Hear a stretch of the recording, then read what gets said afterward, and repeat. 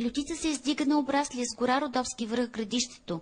Тя има 12 кули, част от които са съхранени почти до първоначалната си височина от 9 метра.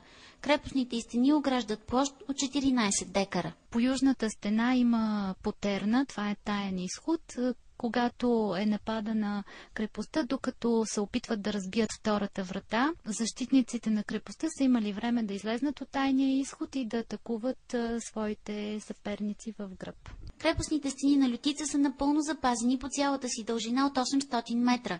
Крепостта е известна като мраморният град. Защото всяко едно нещо, крепостните стени, всичко останало в нея е построено от мрамор. Датирана е от 4 век, от новата ера, и е била построена като укрепително съоръжение, за да отбранява най-северната граница на Византия. Известно е, че при османското нашествие по нашите земи Лютица е завладяна без бой.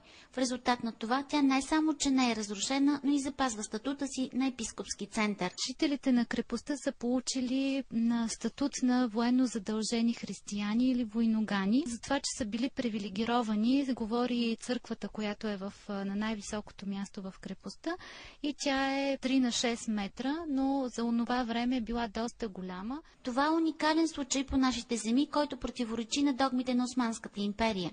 Законът повелявал християнските храмове да са разположени на незабележими места, за да не дразнят мюсюлманите.